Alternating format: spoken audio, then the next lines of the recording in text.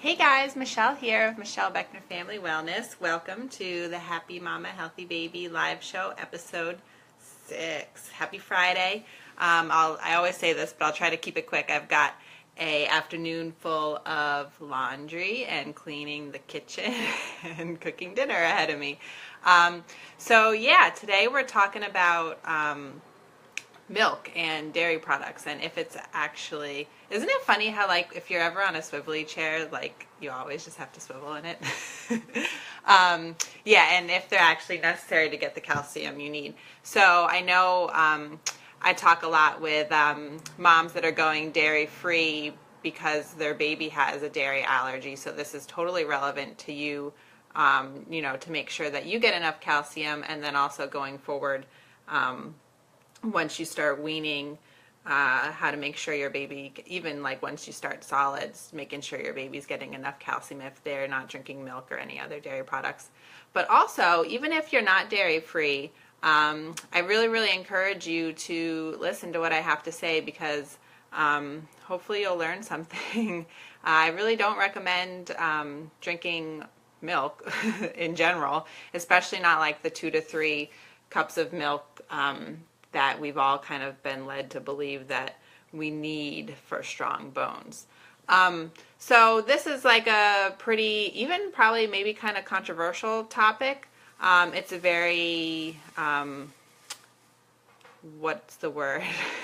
There's a lot of information behind it. So I spent a lot of time putting together a blog post about this a while back. So I put the link to the blog post up in the comments, or the whatever information for the episode. So check out my blog post. It's got a lot more information. Right now, I'm specifically just going to talk real quick about getting calcium from milk. So anyway, back to the beginning. So if you guys have not seen me before or checked out my live show, basically the way it works is Tuesdays. I'm on Tuesday after bedtime, talking about happy mama stuff. So what does that mean? It's just like ways to take care of yourself as a mom. And so it could be, I mean, lately we've been talking a lot about self-care and stuff. But, we can talk about all kinds of things, like even nutrition, because that's what I focus on a lot. And then Friday afternoons, like right now, is kind of like the happy baby portion of it. So mostly around baby nutrition, I focus on babies with food allergies or food intolerances. And then also starting solids. Those are my 2 areas of expertise, I guess you could say. So in general, what do? I help moms take care of themselves mentally and physically by eating right, so that they can feed their babies right and set them up for a lifetime of being healthy and happy. All right, so let's get into it. I've got notes over here, like next to me, because there's kind of like some numbers involved in this. So anyway. One of the biggest questions when I tell people that we don't drink milk in our family, and Genevieve, when she weaned when she was a little bit over a year, because that's when I got pregnant with Bradley, and we were just having my milk supply drop, so that's just kind of what happened with us. So anyway, she weaned at about 14 months, I believe, straight from breast milk to just water, and that's pretty much all she drinks now, is just water. Or like, if she has a smoothie or something. But yeah, that's her main drink of choice, water, or she likes seltzer or sometimes kombucha. She loves kombucha, but I don't buy it too often because it's kind of expensive. Anyway, so that's one of the biggest questions I get is like, how do you make sure that your daughter's getting enough calcium if she's not drinking any milk? Like, do you have to give her almond milk or coconut milk or soy milk or one of those things? And yes, I make homemade almond milk. So that's the milk that we use in this house, but we rarely ever drink it like a glass of milk. Every once in a while, Genevieve will be in the mood for a glass of milk, and I'll give it to her. And then especially if it's fresh, like freshly made almond milk is delicious, so sometimes she'll want that. But in general, she doesn't really drink milk of any sort. So how do I make sure she's getting enough calcium, right? So first thing I want to talk about that you guys need to understand before I really get into this is a term called bioavailability. All right, so milk has a glass of whole milk, so that's 8 ounces, has about 300 milligrams, if you round up a little bit, of calcium in it. All right, and the recommended daily allowance of calcium for kids like up to age 10 or so is like 500 to 800 milligrams of calcium a day. So let's say like if you've got a kid under 3, then the recommended daily allowance of calcium is like 500 to 700. Is that what I said before? Anyway, and a glass of milk has about 300 milligrams of calcium. So 2 glasses of milk, you should be good to go with their calcium for the day, right? And that's 8 ounces. Usually with kids that young, you're talking about 6-ounce glasses. All right, so one thing that I want, and then for adults, in case you're wondering, adults should get around 1,000 milligrams of calcium a day is the recommended daily allowance. A little bit more if you're pregnant. You don't necessarily need more if you're breastfeeding, though. All right, so that was a lot of numbers I just threw at you. Adults should get about 1,000 milligrams of calcium a day.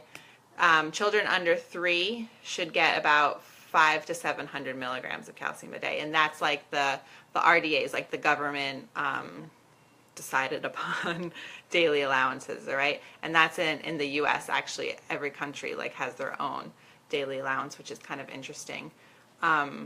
So those recommended daily allowances, RDAs, are actually based on the fact that milk has a 30% bioavailability of calcium. So what does that mean? That means in that glass of milk that you're having with 300 milligrams of calcium in it, it's only about 30% bioavailable. So your body, your bones can only really use and absorb 30% of that calcium. So that's, I wrote it down. That's like 90, 90 milligrams of calcium is what you're actually getting from that glass of milk, right?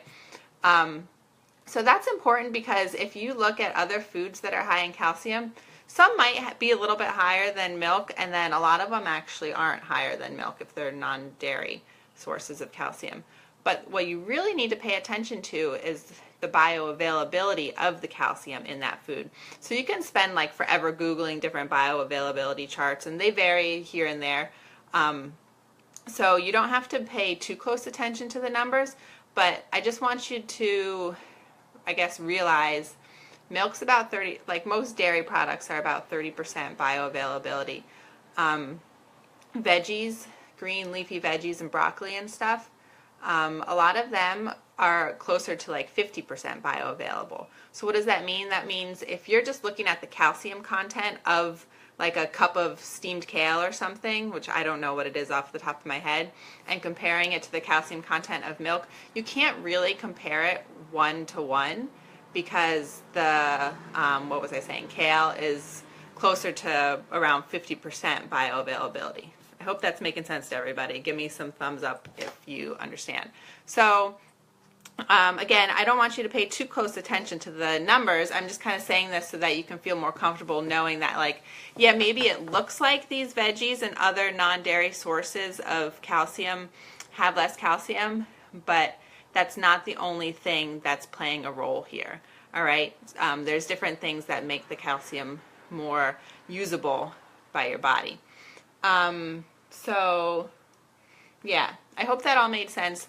I'm just going to end it off with like listing a few foods that my family depends on for calcium, and I feel like they're kind of easy ones for anybody to do.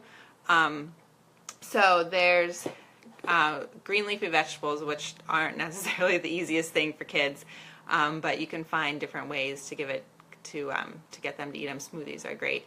One thing that I do want to point out that you'll see probably all over the internet if you start Googling this stuff is spinach actually has a ton of calcium in it, but you don't, the bioavailability changes whether the spinach is raw or cooked. So spinach also has a really high content of oxalic acid, and that blocks calcium absorption. When you cook the spinach, that goes away and the calcium bioavailability goes way up. So if you're eating spinach for calcium, you want it to be cooked. Raw spinach, of course, is really good for you too, but that just like kind of drives home the point that variety is really important. You want to be eating not only a variety of foods, but like a variety of combinations of foods and a variety of raw and cooked and all that stuff. So spinach cooked for calcium is great. Any kind of green leafy vegetables. The highest content are ones in the cabbage family. So you'll see if you Google like food, like vegetables high in calcium, bok choy will probably be at like the top of your list. And I laugh at that. I love bok choy. It's really good. And my mom used to cook it for us quite a bit. And my brother and I always just thought it was the funniest thing. So we would like run around the yard screaming bok choy because we thought it was hilarious. But it's super high in calcium, and I think it's super yummy. I like to steam it. You can add it in like fried rice or just put it on the side. So yeah, that's in the cabbage family. That's like a Chinese cabbage. But anything in the cabbage family is high in calcium. And then kale, I think that's cabbage family. That's high in calcium. Broccoli. So that's like all the green stuff that's a little bit harder to get your kids to eat, but maybe we can talk about that in another episode, ways to get your kids to eat veggies. All right, so yeah, other than veggies, some fruits that are high in calcium are oranges or clementines. So like in the winter when those are in season, those are great to have. I was just going to say something, but I don't remember. Oh yeah, orange juice. Please don't drink orange juice. That is just liquid sugar, and yes, you'll see that it's fortified usually with calcium and vitamin D, and a lot of people say it's a good source of of calcium, but stay away from fruit juices if you can, which you should.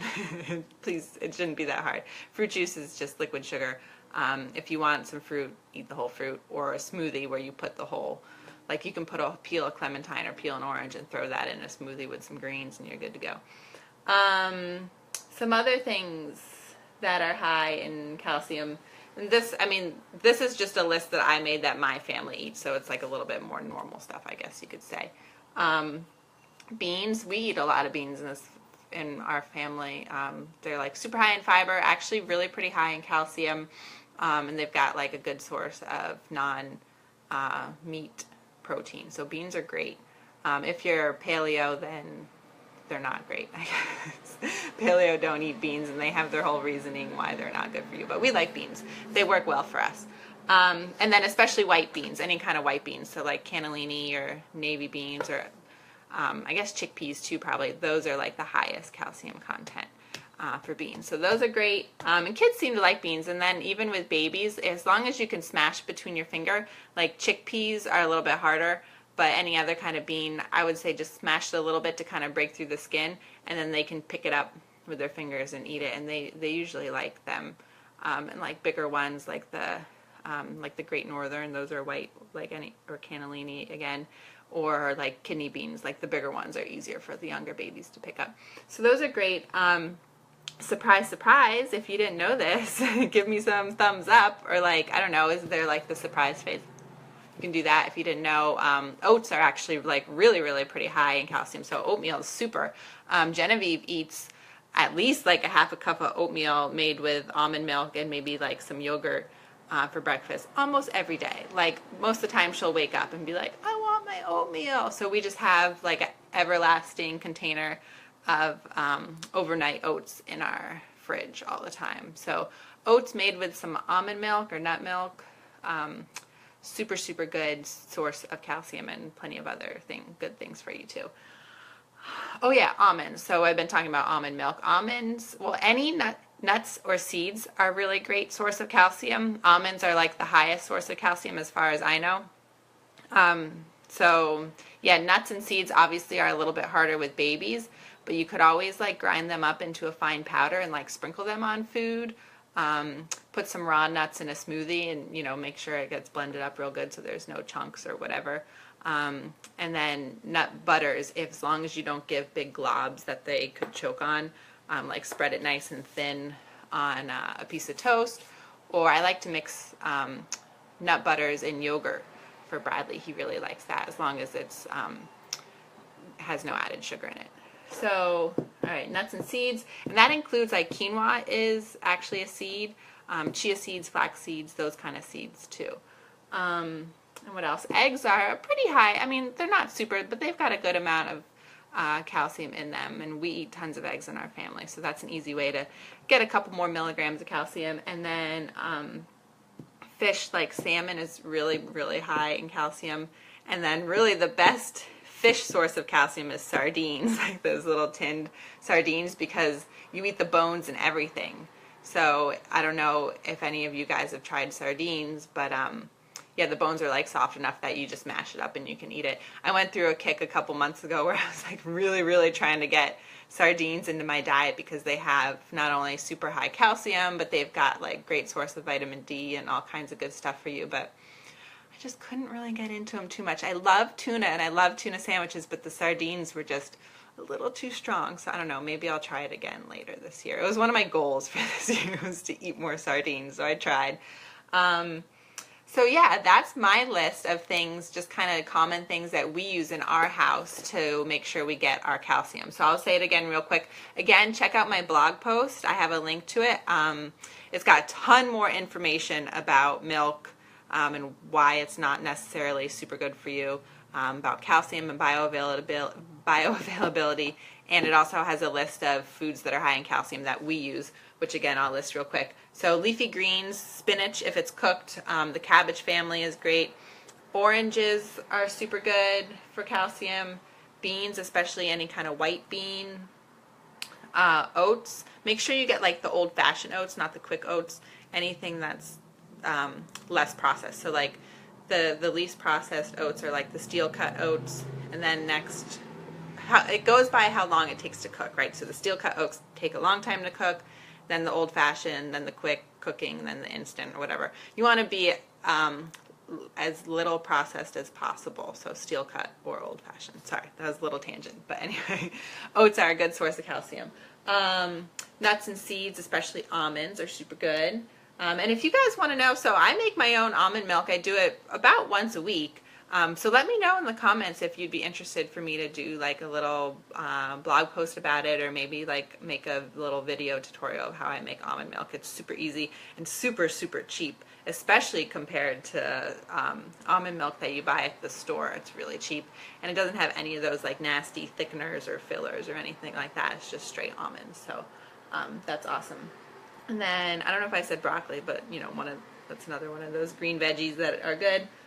Eggs and fish like salmon or sardines. So that's my list of foods that are high in calcium that are non-dairy. Oh, and I forgot, coconut yogurt is really great. I don't know if any of you guys have tried coconut yogurt. I've heard some people are kind of like nervous to see what it's like, but we really like the So Delicious brand. They have a unsweetened vanilla, so it's got a nice flavor to it, but there's absolutely no added sugar in it, so that's really good. And that's a good source of calcium. Alrighty, so I think that's all I got for you. So let me know in the comments if you learned anything.